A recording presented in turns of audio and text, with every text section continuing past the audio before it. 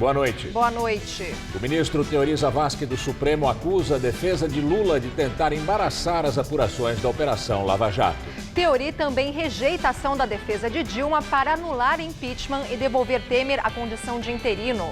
Manifestantes se concentram em Pinheiros com o objetivo de sair em passeata até a casa de Temer.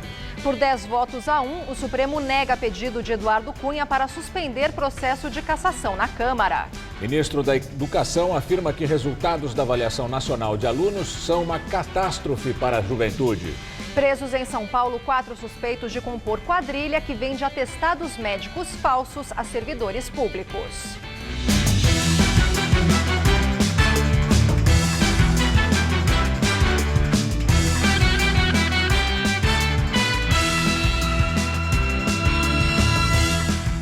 Vendedores que negociam ilegalmente mercadorias dentro dos vagões e estações de trem da CPTM denunciam que os agentes de segurança e os vigilantes terceirizados pela companhia agem com violência quando pegam uma venda.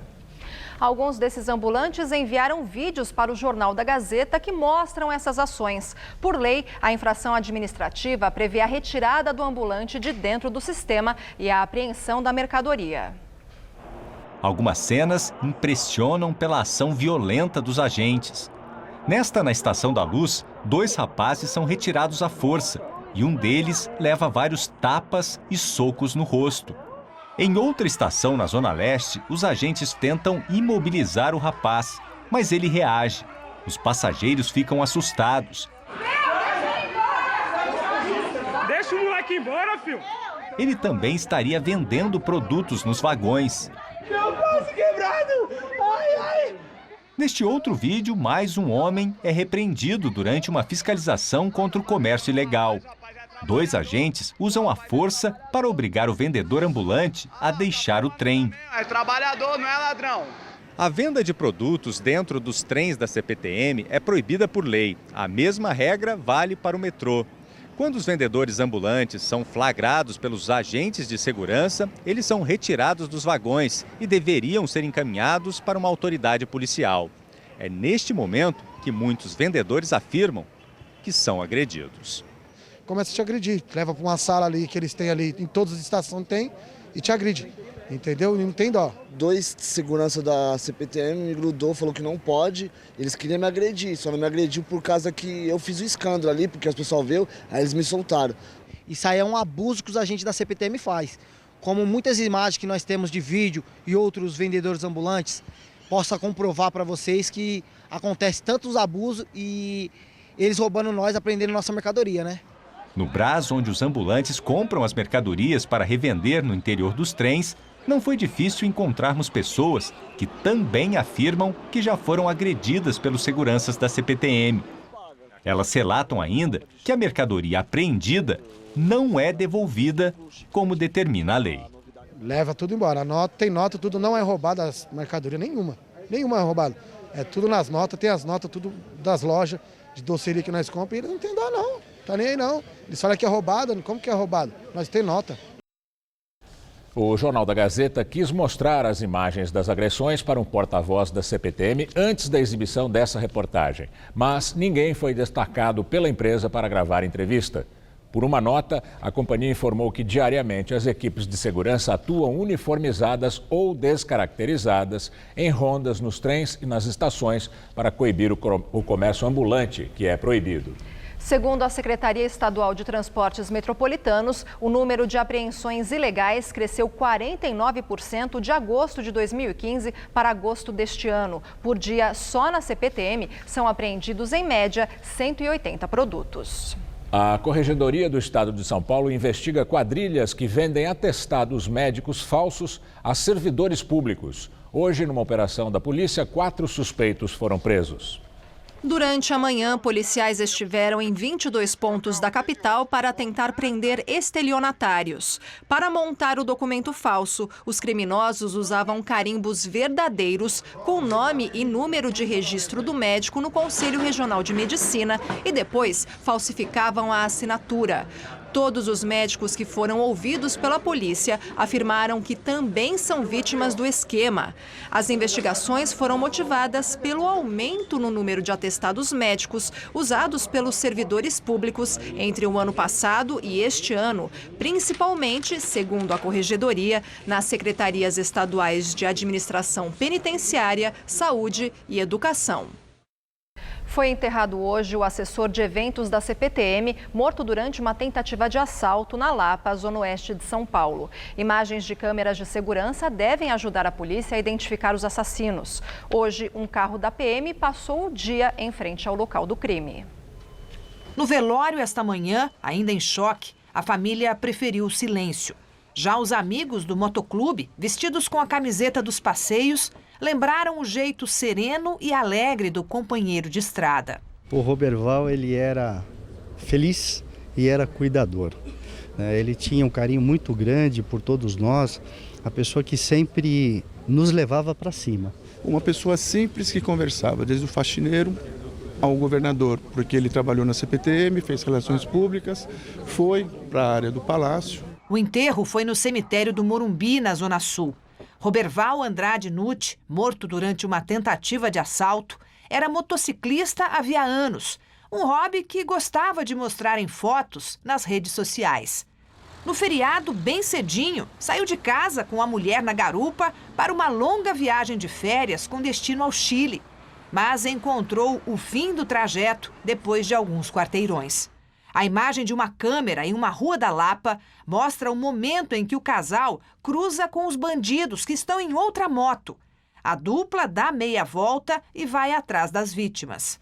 Tudo indica que os criminosos queriam levar a moto. Roberval não reagiu, mas ele usava um porta-documentos amarrado na perna, acessório de motociclista, que teria sido confundido com um coldre, um estojo para guardar arma. Segundo o policial que atendeu a ocorrência, a mulher dele negou aos bandidos que ele fosse policial. Chegou a apelar pela vida do marido. Mesmo assim, o ladrão atirou. Roberval foi atingido na cabeça. Uma outra câmera flagrou o momento em que os criminosos se aproximam. Na abordagem, a moto do casal cai. Por causa da luz dos faróis, não dá para ver direito o que acontece. Um pedestre, ao chegar mais perto, percebe que algo está errado e sai correndo. Alguns segundos depois, os bandidos fogem sem levar nada. A mulher de Roberval não foi ferida. A polícia agora está em busca de outras imagens na vizinhança que possam ajudar a identificar os criminosos. A câmera capaz de enquadrar o local exato do crime fica na fachada da oficina em frente. Mas o dono disse que o equipamento não estava funcionando. Só no mês de julho, o último divulgado, 9 pessoas foram mortas por ladrões na capital, 3 a mais que no mesmo período do ano passado.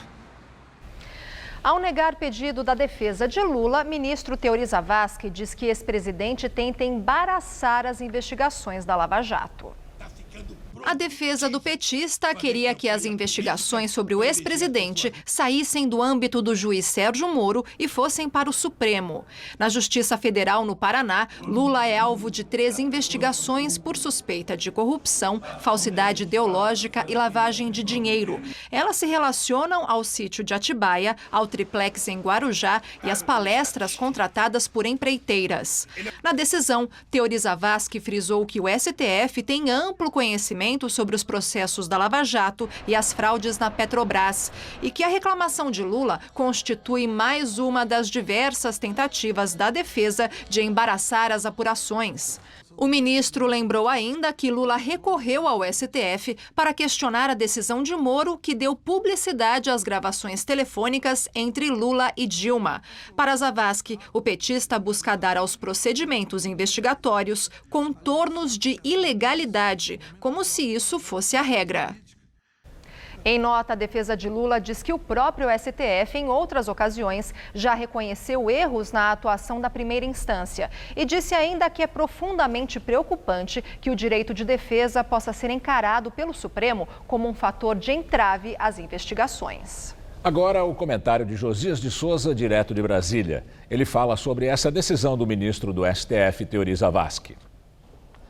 ao negar mais um pedido dos advogados de Lula para suspender um processo que corre contra ele em Curitiba, na vara do juiz Sérgio Moro, o ministro Teori Zavascki, do Supremo Tribunal Federal, anotou em seu despacho algo que até os brasileiros de 5 anos de idade já perceberam. A insistência com que os advogados apresentam Lula como vítima de perseguição do juiz Sérgio Moro não passa de uma tentativa de embaraçar as investigações.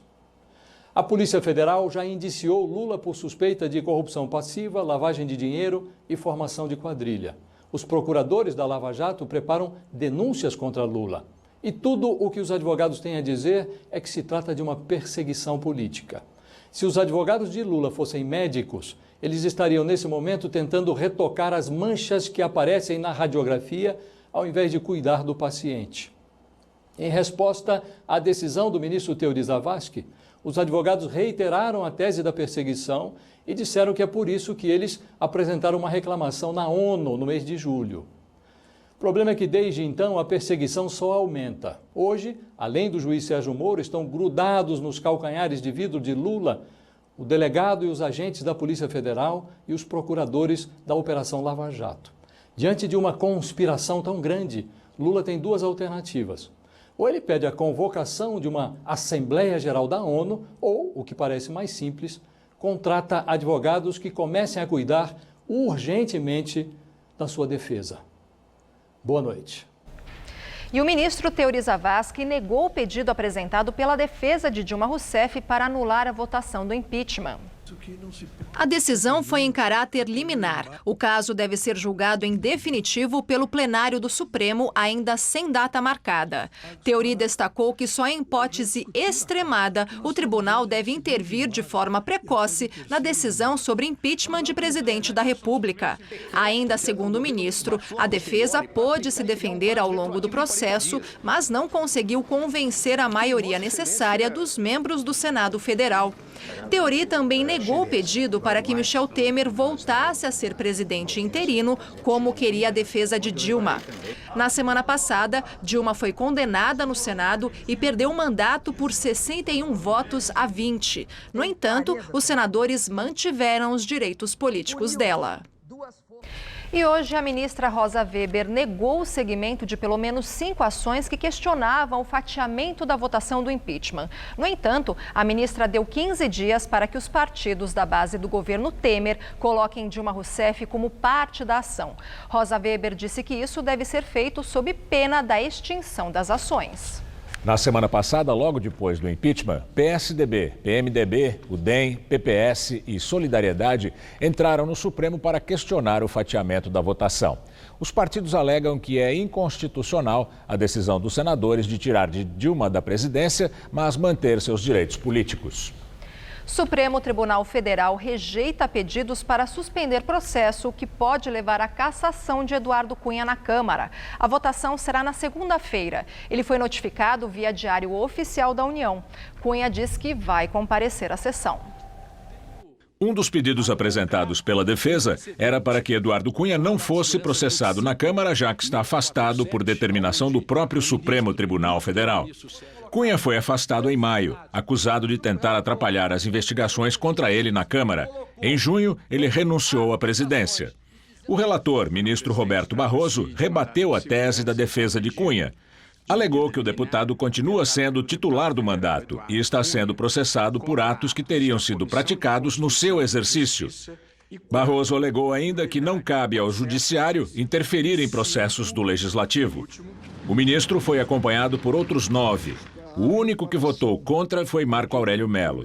A votação que pode levar à cassação de Cunha está prevista para a próxima segunda-feira na Câmara. Ele deve usar o tempo disponível para se defender na tribuna. Pelo regimento interno da Câmara, Cunha pode falar por cerca de 25 minutos e o advogado dele pelo mesmo tempo. Antes, vai falar o relator do caso, o deputado Marcos Rogério, do DEM, de Rondônia. Depois das falas, começa a votação, que vai ser aberta e por meio eletrônico. Para Cunha ser cassado, são necessários pelo menos 257 votos. Os aliados do PMDBista devem apresentar recursos para tentar fatiar a votação, a exemplo do que ocorreu no impeachment de Dilma no Senado. Os aliados dele querem uma pena mais branda para o deputado, como a suspensão por apenas 6 meses. Eduardo Cunha é acusado de quebra de decoro ao ter mentido sobre a existência de contas no exterior, na CPI da Petrobras, no ano passado. O processo dele começou em novembro e já é o mais longo da história da Câmara. No Supremo Tribunal Federal, Cunha é réu em 2 ações penais dentro da Lava Jato e alvo de outros inquéritos no esquema de corrupção da Petrobras. Hoje o sol voltou a predominar aqui em São Paulo, a temperatura subiu e a máxima chegou a bater na casa dos 26 graus. Mas em compensação, a umidade relativa do ar voltou a cair e fechou o dia abaixo dos 30%. Agora à noite o vento deve mudar de direção e provocar aumento da nebulosidade e, portanto, da umidade do ar também. Vamos ver como é que fica o tempo amanhã com Mariana Armentano. A massa de ar seco polar já vai perdendo força, mas ainda vai fazer friozinho ao amanhecer no centro-sul do país. Há previsão de geada ainda lá nas serras gaúcha e catarinense. E os ventos marítimos se intensificam e favorecem a formação de muitas nuvens entre o Vale do Itajaí, em Santa Catarina, e o leste fluminense. Por isso, em algumas dessas áreas ainda pode chuviscar. E ainda por causa da frente fria que já está se afastando para alto mar, deve chover de forma pontual e a qualquer hora do dia no Rio de Janeiro, no Espírito Santo e também no interior de Minas Gerais. E mais a partir da tarde, de Goiás até o Amazonas. Nas capitais nordestinas, dia de sol e calor de até 28 graus em Maceió, 30 graus em Salvador e 32 em Fortaleza. No Rio de Janeiro, máxima em torno dos 25 graus. E em Porto Alegre, só vai fazer 22. Para São Paulo, nada muda no interior e o tempo continua firme. Teremos máxima de 24 graus lá na cidade de Presidente Prudente, de 25 em Presidente Bernardes e também em Araçatuba. Para a faixa leste, por causa dos ventos úmidos que vêm do mar, o dia será de muita nebulosidade e temperaturas amenas. A máxima não passa dos 22 graus em Sorocaba e também em Caraguatatuba. Aqui na capital também teremos pouquíssimos períodos de sol e chuviscos no finalzinho da tarde e início da noite. A temperatura cai novamente. Nessa próxima madrugada teremos mínima de 12 graus por aqui e máxima amanhã à tarde só de 20 graus. No final de semana, o tempo volta a abrir. No sábado, a temperatura chega aos 23 graus e no domingo faz até 27 com muito sol, céu azul e nada de chuva. Elas chegaram no século XIX a São Paulo vindo para trabalhar nos cafés e bordéis, que na época eram dominados pelas prostitutas francesas. As polacas, como elas ficaram conhecidas, eram mulheres judias vindas da Europa Oriental. Mal vistas na sociedade, elas eram segregadas até depois da morte. Para ter um enterro digno, teriam criado até um cemitério próprio, o Chora Menino, onde foram sepultadas sem a verdadeira identidade. 2 sepulturas com palavras em hebraico no cemitério da Consolação chamaram a atenção de Guilherme Fagenboim durante sua pesquisa sobre o enterro de judeus em São Paulo. As lápides revelam uma história que é pouco conhecida, a da prostituição de judias, trazidas do leste europeu, muitas vezes enganadas por traficantes por volta de 1880. Nós percebemos pelo texto que se referia a prostitutas judias, entende? Não é que está escrito eu sou prostituta, não, é pelo texto, como é que elas se referem ao mundo, à morte delas. As polacas, como ficaram conhecidas na cidade, faziam sucesso. Começa a surgir a prostituição judaica no Brasil, que na época era uma novidade, porque eram brancas, né? Os judeus ficavam horrorizados com isso, porque isso aí pegava mal para a imagem deles, eles abominavam esse fenômeno, então eles segregavam essas mulheres e os seus cafetões correspondentes segregavam, não deixavam eles frequentarem as suas sinagogas, de serem enterrados no seu cemitério, nada. Guilherme conta que para se proteger elas criaram uma associação e compraram um cemitério próprio, o Chora Menino, na zona norte de São Paulo. Só muitos anos depois, os corpos puderam ser transferidos para o cemitério do Butantã, onde os judeus são enterrados. Prostitutas polacas, francesas e brasileiras marcaram a história das ruas do hoje movimentado bairro do Bom Retiro. Entre os anos de 1940 e 1953, o bairro foi escolhido pelo interventor Ademar de Barros para confinar a zona do meretrício da cidade. Os bordéis ficavam concentrados na antiga rua Itaboca, hoje Professor Cesare Lombroso e Aimorés. Paulo tinha 8 anos quando a atividade foi expulsa do bairro. No dia que foi decretado o fim do meretrício aqui no bairro, as prostitutas saíram nuas na José Paulino e eu tinha apenas 8 anos de idade e minha mãe cobriu meus olhos para que eu não visse. Eu fiquei gravado porque aquilo era o pecado. É comum ouvir falar que a prostituição é a profissão mais antiga do mundo. Aqui em São Paulo, antigos registros dão conta que a atividade já estava presente nos primeiros capítulos da nossa história, quando a cidade ainda era uma vila em formação, crescendo em torno do Colégio dos Jesuítas. E o padre, o Manuel da Nóbrega, ele manda uma mensagem para Portugal dizendo que nesta terra há um grande pecado. Ele começa o trecho da carta falando nisso, que é justamente isso, do homem civilizado, cristão, né, se amancebar com uma selvagem. E aí, para piorar ainda, ele acha que o sacramento, né, de batizar as índias de qualquer maneira, para elas virarem cristã, para se casarem com cristão, ele está sendo motivo de chacota. E pede para que sejam mandadas mulheres de Portugal para cá, que aqui elas vão se casar muito bem. Né, e manda que venha qualquer tipo de mulheres, e aí ele usa um termo, ainda que sejam erradas. Foi também fazendo uma pesquisa para um livro que Paulo Resutti descobriu muitas curiosidades sobre as prostitutas do período imperial de São Paulo. Ele até montou um roteiro turístico pelo centro da cidade, com paradas na Rua do Tesouro. Elas eram muito tímidas, então era um homem que tinha que chegar perto delas, elas não chegavam para os homens, elas não brigavam entre elas, disputando ponto, e elas viviam cobertas, né? Parecia, tem imagens da época que parece que elas estão usando burcas, que eram as chamadas baetas. No Teatro Municipal, na Rua São Bento com São João, onde ficava a famosa confeitaria Castelões. E na Rua Nova de São José, hoje Líbero Badaró, que um dia na história já foi conhecida como Rua Errada. A cidade cresceu, os caminhos ditos errados se acertaram. Da presença dessas mulheres, apenas marcas sutis que o tempo ainda não apagou.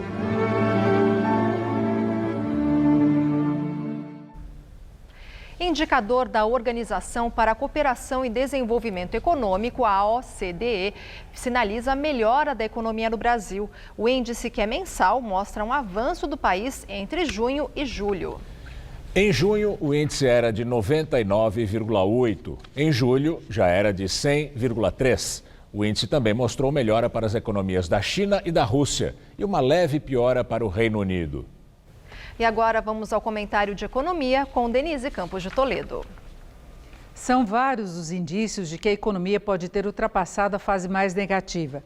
Não que alguns indicadores não possam piorar. Um deles é o mercado de trabalho. Com a atividade ainda fraca, vários setores continuam fazendo cortes. E os empresários só devem voltar a contratar quando houver segurança da retomada do movimento, o que vai levar mais algum tempo. Mas, no geral, até em função de movimentos cíclicos, a economia já deve ter atingido o fundo do poço e, a partir daí, vai apresentar dados melhores. Um quadro político mais definido pode ajudar, principalmente no que se refere aos investimentos. O ambiente de maior confiança ajuda até na atração de capital externo, do dinheiro de longo prazo, não o que vem apenas para aproveitar oportunidades da Bolsa ou os juros altos. E o governo deve trabalhar nesse sentido, acelerando as concessões e privatizações. Mas é importante que não se iluda com os sinais de melhora da economia. Se não trabalhar de forma mais consistente para o reequilíbrio das contas públicas, a retomada vai ser curta, o chamado voo da galinha.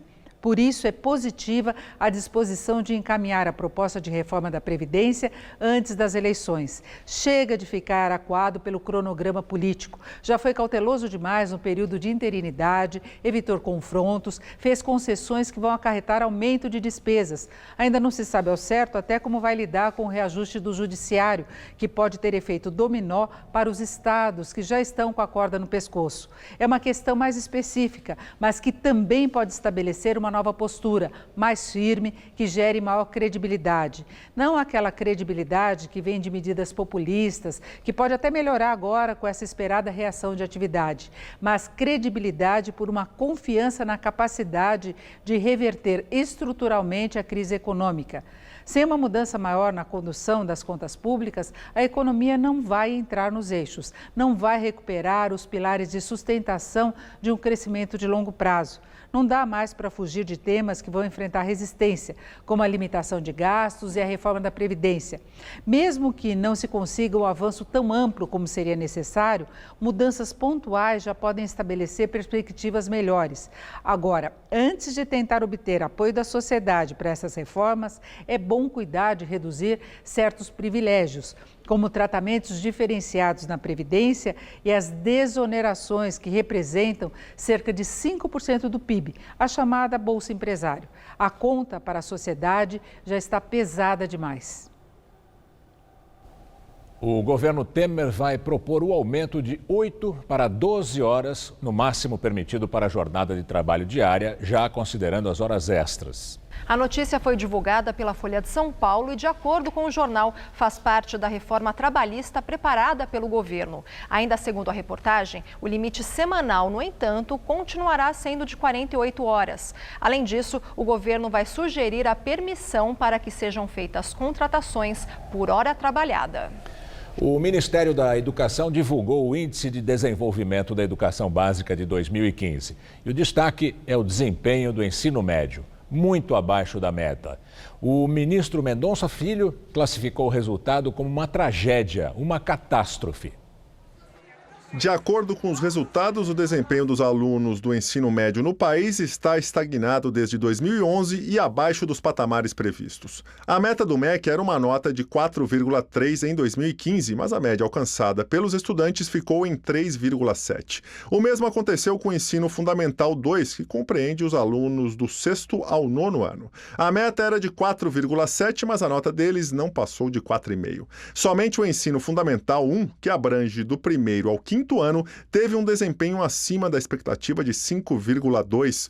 A nota dos alunos foi 5,5. O IDEB é um indicador geral da educação nas redes privada e pública, divulgado a cada 2 anos pelo Ministério da Educação e que tem metas projetadas até 2021. É uma tragédia, principalmente nos anos finais do ensino fundamental e no ensino de nível médio no Brasil, que infelizmente está muito distante de algo que seria razoável. Em nome do presidente Temer, nós já demandamos ao Congresso a votação da urgência, em regime de urgência, do projeto que reformula a educação de nível médio no Brasil, e nós entendemos que, se porventura a pauta do parlamento estiver bloqueada por número excessivo de medidas provisórias com relação a outros temas, o presidente da República poderá até editar uma medida provisória para atender à urgência da necessidade das modificações na educação de nível médio no Brasil.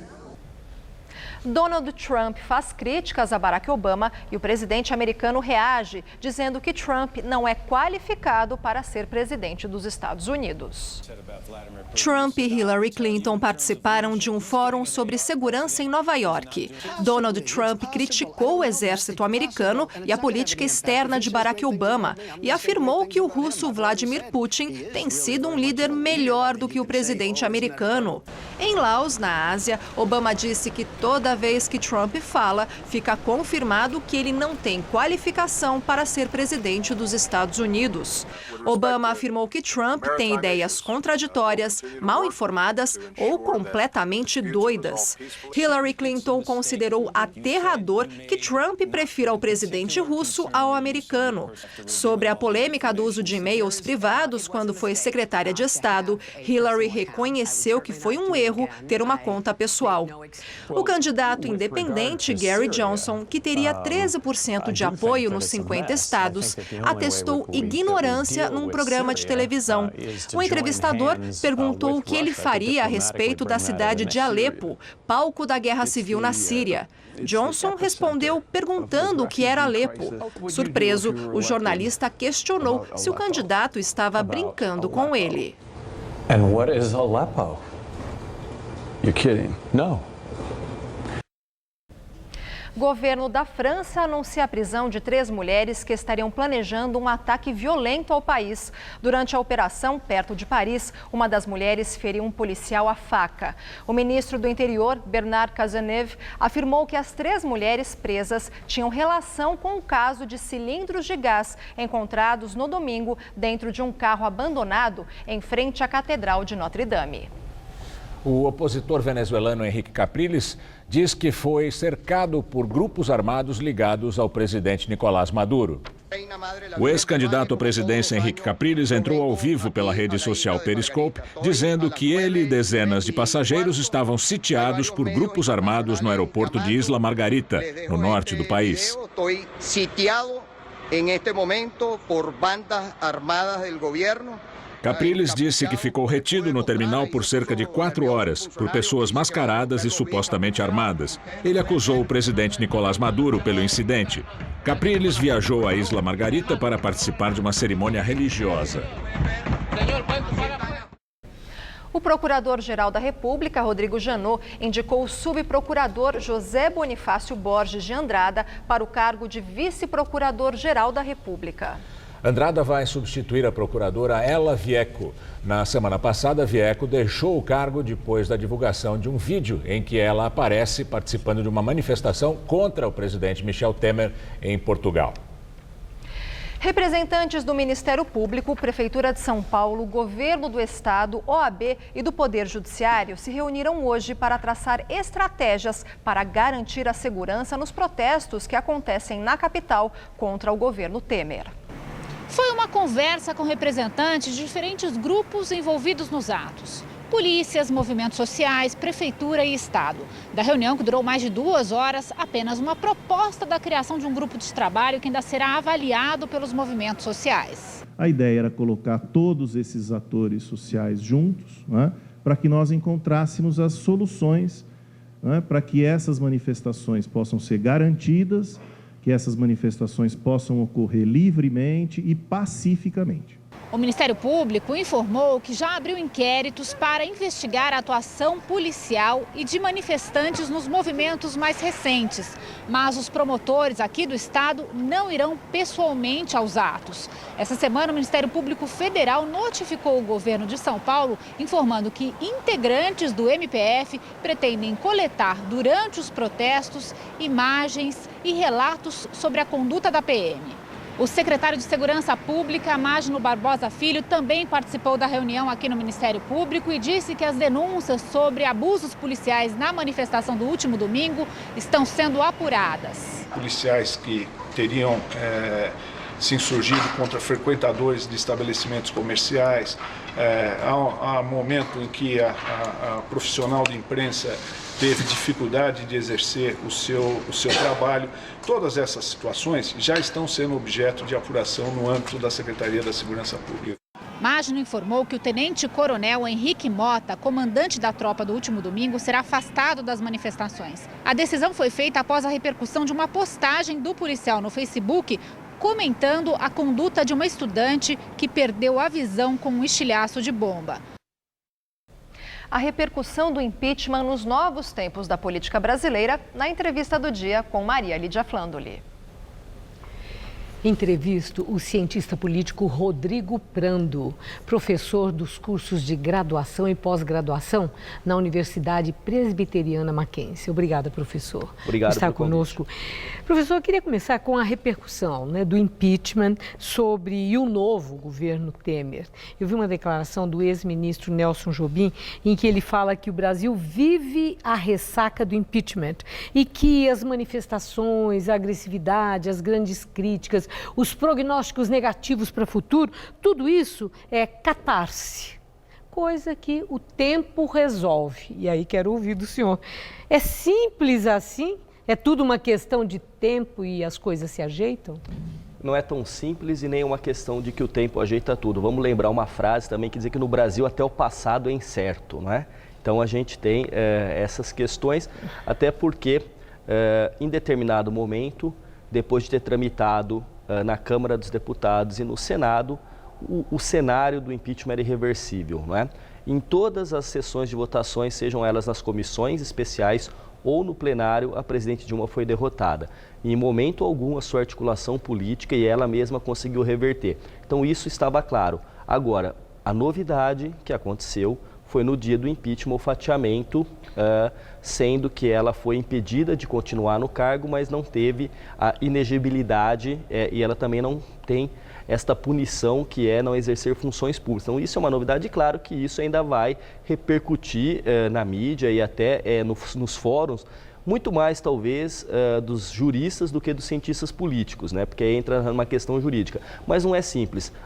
Um governo que deixou de ser interino para assumir oficialmente, ainda assim com todo o cuidado que o presidente Michel Temer está tendo, e obviamente que isso vai trazer, como tem trazido, os protestos. Cuidado, mas tem escorregão, né? Quando ele soltou lá na China, que na manifestação tinha ali o quê? 40 pessoas, o Serra veio com a história do mini, qual seja, se eles estão cautelosos, tem que dobrar essa dose, porque dá esses escorregões. Né? Eu diria que a comunicação ainda do governo Temer com a sociedade, ou ela é inexistente ou muito ruim. Por exemplo, eu não reputo como muito inteligente a saída para a China naquele momento. Eu acho que ele deveria permanecer no Brasil, inclusive para responder e falar à nação. Mas é uma opção também, porque de qualquer maneira ele gostaria de estrear e de inclusive trazer investimentos para o Brasil. Agora, muitas vezes os políticos dão esses escorregões porque eles esquecem, sobretudo aqueles que são professores, como foi o caso do Temer ou do Fernando Henrique, de achar que está falando para uma sala de aula com uma plateia fechada, e não está. Então, alguma ironia, algum xiste, uma piada, acaba repercutindo muito mal e óbvio que isso viraliza. Bom, a presidente Dilma, né, na despedida, logo depois do impeachment, ela prometeu a mais dura oposição que o Temer teria de enfrentar. Os novos tempos serão de retaliação pelo passado? Ou temos indicadores de que teremos tempos de entendimento para a superação da crise e a construção de um futuro melhor? Bom, tempos de entendimento eu acho muito pouco provável. A lógica que o Partido dos Trabalhadores tem utilizado, sobretudo nas eleições de 2014 até o momento, nunca foi uma lógica de dialogar. Não é? Sempre foi uma lógica de combate, de enfrentamento.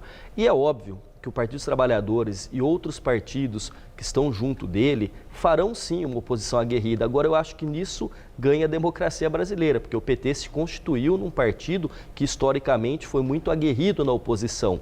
E o fato de ter sido governo por tanto tempo, das benesses que está dentro da máquina do Estado lhe trouxe, talvez tenha deixado o PT um pouco esquecido de como é fazer uma oposição. Só que agora essa oposição é uma oposição daquele que historicamente sempre foi a pedra, mas durante muito tempo foi vidraça. Então o PT agora pode até voltar a ser pedra para quebrar a vidraça do novo governo, mas tem que se lembrar que há muito pouco tempo estava ali. Então tem que reinventar e tem que também usar de uma inteligência política para construir o discurso e novas narrativas. E as manifestações, essas fora Temer, diretas já, elas têm força política, peso para influenciar a votação no Congresso das medidas impopulares que as propostas e já o compromisso assumido por Temer vão levar, tipo as reformas, por exemplo, o ajuste fiscal. As manifestações terão esse peso, organizadas pela oposição? Força política tem, peso tem. Agora a gente tem que relativizar. E por quê? Porque a sociedade brasileira hoje ela já tem uma dimensão do que nós estamos vivendo. E como eu disse, o governo Temer ainda não veio se comunicar com a sociedade mostrando, olha, o quadro que eu herdei é esse. Vamos se lembrar sempre da ideia das heranças que o PT jogou nas costas do PSDB de uma herança maldita. O PT deixou uma herança para o Brasil que tem que ser apresentada. As manifestações são aquilo que elas devem ser, manifestações democráticas se contrapondo ao governo, jamais derivando ou descambando para a violência, não é? Pois não. Agora, professor, tem algo aí que chama muito a atenção e eu quero ouvir do senhor como que o senhor traduz isso. Qual é o significado dessa decisão do presidente Michel Temer não usar a faixa presidencial em cerimônias oficiais, com a posse, como a celebração do 7 de setembro e também dele não querer aquela foto do presidente nas repartições públicas. Qual o significado disso? Simbolicamente, pelo que nós lemos, a desculpa dada é que a faixa não foi ajustada ainda para o corpo do presidente Temer. Mas me parece, segundo seus assessores, que ele está tomando muito cuidado, sobretudo com os símbolos da República. Temos a faixa, a foto oficial e até mesmo a moradia oficial do presidente da República, que ainda não é o Palácio da Alvorada. Então veja só, Temer está tentando se legitimar aos poucos dentro dessa seara. Quer dizer, ele foi votado como vice da presidente Dilma, só que para o reconhecimento, a comunicação dele para a sociedade brasileira, o símbolo, porque é a pessoa, mas é a figura da presidência da República. E o Michel Temer tem a formalidade inerente à sua formação jurídica. Então ele está tentando, me parece, não sei se vai ser exitosa, essa forma de comunicação de esperar que este momento inicial de certas agruras que estão acometendo a sociedade brasileira se acalme, que os ânimos sejam amainados para poder se apresentar com a faixa e com a foto oficial nas repartições. Porque nós já vimos nas redes sociais um carrinho com todos os quadrinhos da presidente Dilma com as fotos dela sendo retiradas das repartições. Então em breve estará lá.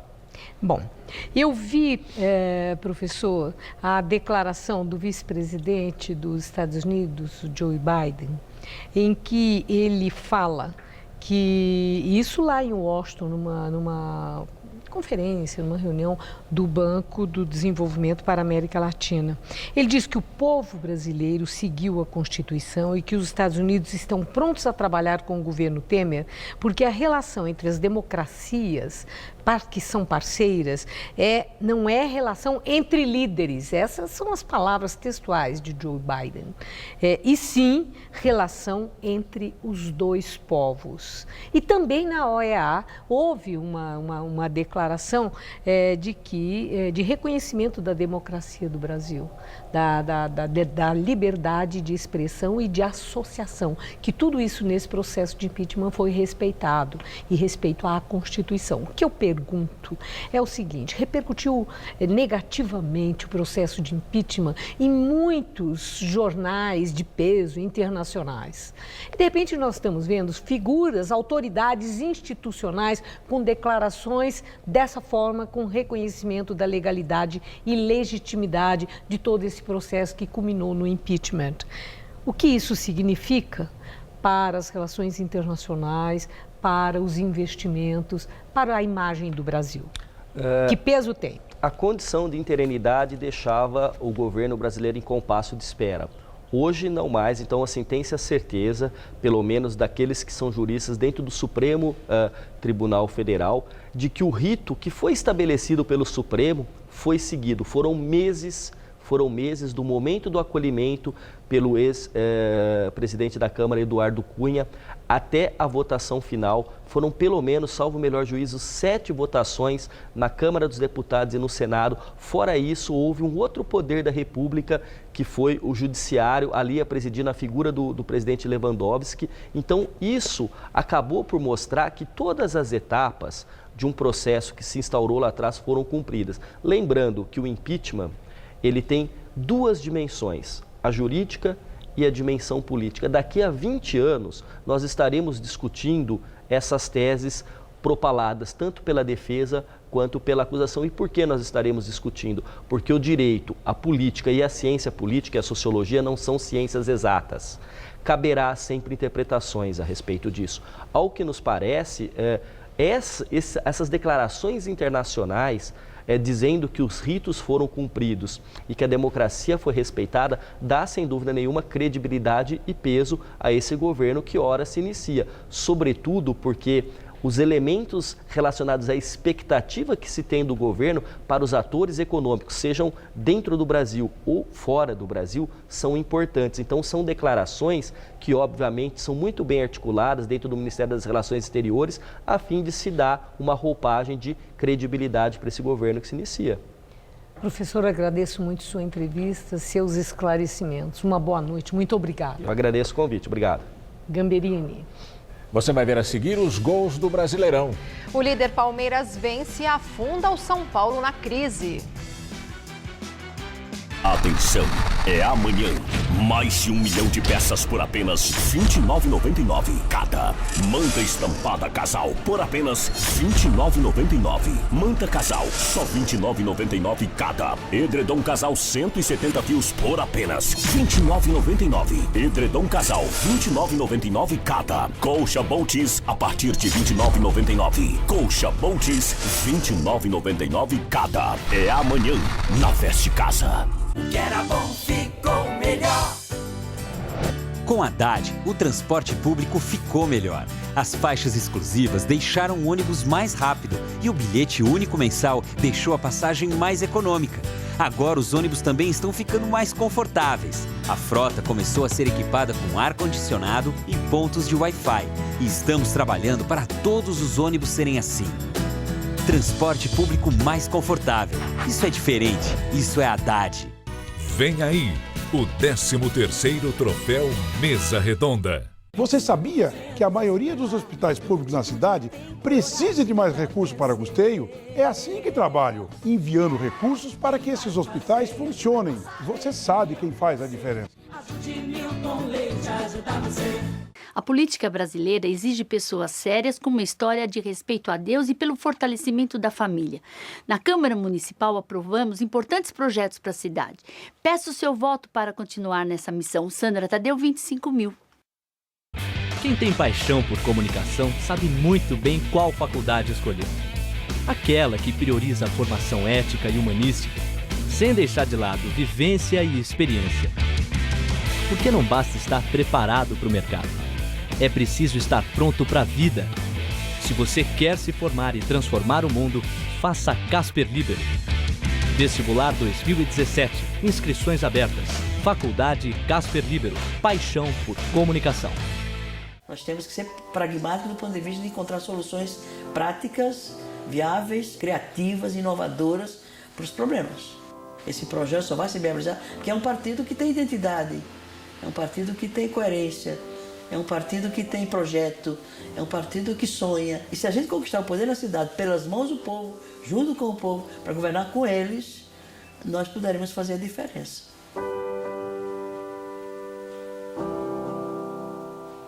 Hoje no Todo Seu tem gastronomia de primeiríssima qualidade. Tô te esperando. Vergonha! Vergonha! A população de São Paulo agoniza sem atendimento eficiente e sofre com a falta de estrutura na saúde. Vamos acabar com essa vergonha. Major Olímpio Prefeito, a coragem que São Paulo precisa. Peço o seu voto para Major Olímpio Prefeito de São Paulo 77 e para vereador também vote nos candidatos do Solidariedade. Vote 77. Major Olímpio para prefeito é 77. Major Olímpio para prefeito é 77. O universo milionário dos games você confere no Todo Seu de hoje. Se os filhos da gente tiverem uma boa escola, forem atendidos com agilidade quando ficarem doentes, se sentirem seguros e parte importante da cidade, não haverá vandalismo, drogas e muito menos gravidez precoce. Sonhar, acreditar e mostrar que tudo é possível. Cláudia Baronesa, 12345. Mais saúde sempre com vocês. Vote Dr. Calvo, 12633. Jamais deixarei o meu eleitor. Vadim Mutran, 12012. Hoje tem conselheiro sentimental para resolver suas desilusões. Te espero no Todo Seu. Empreendedor, sabe por que eu estou aqui? Porque, como você, cansei de pagar a maior carga tributária e juros do mundo. E pior, não recebemos nada de volta: educação, saúde, segurança. Geramos empregos e riquezas para o Brasil e ainda somos tratados como bandidos. Chega de candidatos com prazo de validade vencida. Vamos juntos, São Paulo não pode parar. Eu sou o João Bico. Conheça nossos projetos no meu Face, João Bico 27. 27 é vida limpa, 27 é um novo amanhã. Vem aí o 13º Troféu Mesa Redonda. Troféu Mesa Redonda. Oferecimento Lux Color. Tudo que é muito bom é tão bom quanto pintar com Lux Color. Baltec. Super manta líquida impermeabilizante.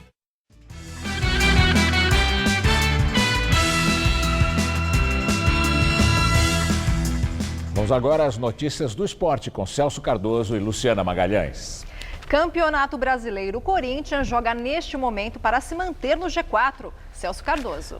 Pois é, Luciano, e para permanecer entre os 4 melhores, precisa vencer o Sport na Arena Itaquera. Por enquanto, o jogo está 0-0. Um pouco mais tarde, o Internacional recebe o Santos e em Belo Horizonte acontece o Clássico América e Cruzeiro. Ontem o Palmeiras venceu o São Paulo e permanece isolado na ponta da tabela. Veja os gols. Gol só no segundo tempo para Palmeiras e São Paulo no Allianz Parque. Aos 2 minutos, Kelvin fez boa jogada pela esquerda e cruzou para Chaves fazer 1-0 tricolor. Mas o líder do campeonato não se abalou e conseguiu a virada graças à dupla de zaga. Mina aos 10 minutos. E Vitor Hugo aos 25 usaram a cabeça para garantir a vitória do Palmeiras, 2-1 sobre o São Paulo. No estádio Independência em Belo Horizonte, o Atlético Mineiro saiu na frente do Vitória com Fred, completando o cruzamento da esquerda. Os baianos empataram com Canu de cabeça. Mas o artilheiro apareceu de novo para definir o placar. Atlético Mineiro 2-1. O Atlético está em terceiro lugar. O vice-líder é o Flamengo, que venceu a Ponte Preta também por 2-1. O time carioca fez o primeiro com Gabriel. A Ponte Preta empatou com William Potker, mas a vitória flamenguista foi garantida por Fernandinho aos 44 do segundo tempo. E no estádio Couto Pereira, em Curitiba, o Curitiba fez um primeiro tempo arrasador. Atropelou o Grêmio de maneira surpreendente. Dos 21 aos 38 minutos, 4 gols do Curitiba. O Curitiba está em 12º lugar. Já o Grêmio perdeu a chance de entrar no G4 e está em 6º. Celso, o que você tem para dizer sobre o choque rei de ontem, Palmeiras e São Paulo, que deixou os São Paulinos em choque, com perdão do trocadilho? Não, mas muito feliz, estão muito mal. Passagem. Aliás, já faz um tempo que eles estão em choque. Sim. Tanto que já estão falando muito. Até na possível volta do Marco Aurélio Cunha para reassumir o futebol. Última cartada para tentar livrar o time do rebaixamento. Exatamente, sim. Algo que pelo qual o São Paulo nunca passou. Pensou nisso. Não, nunca passou por isso, mas hoje a realidade do São Paulo é essa.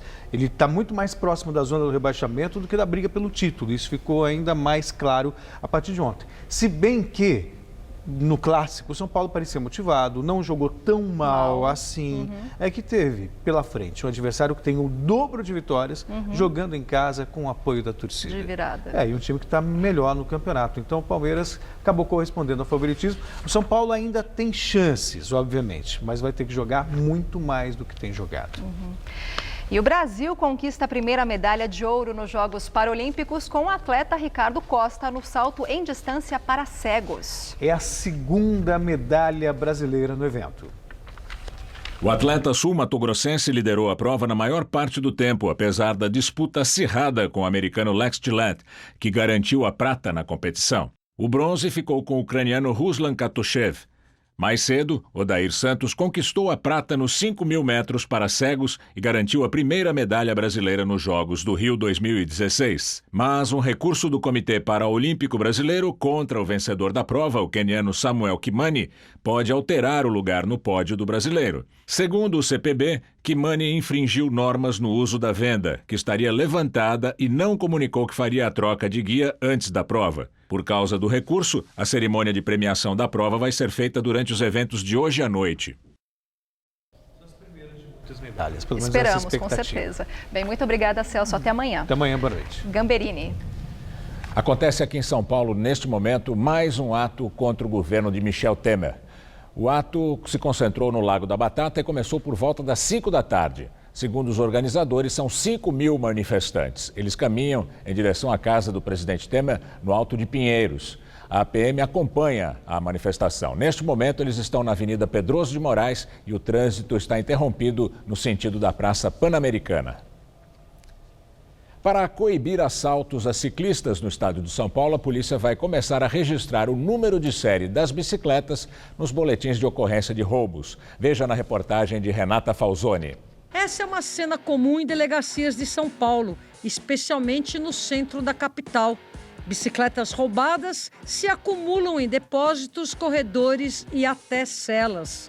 De acordo com a Secretaria de Segurança Pública, mais de 3.800 estão apreendidas hoje sem destino. A partir de agora, o número de série da bike passa oficialmente a fazer parte dos boletins de ocorrência, o que facilita identificar o verdadeiro dono.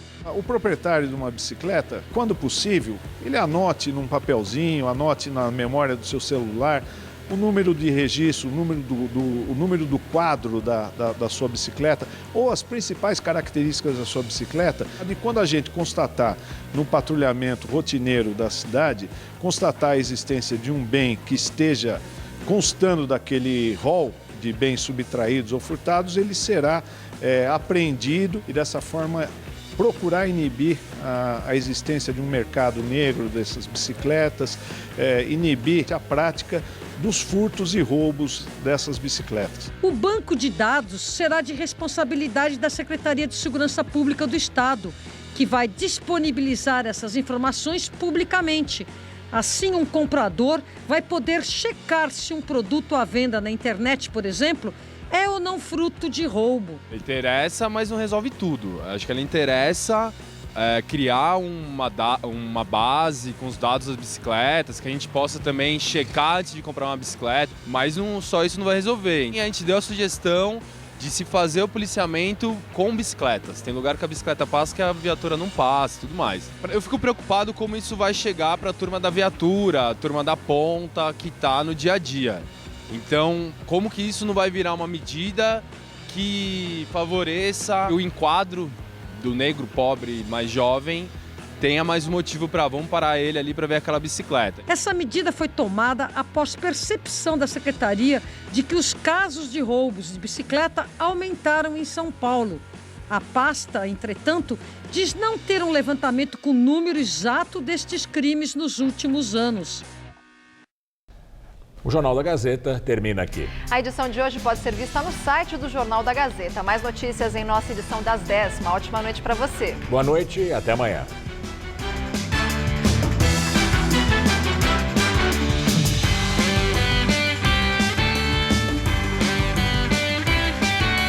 O melhor da gastronomia está no Todo Seu. Logo mais, 10h30 da noite.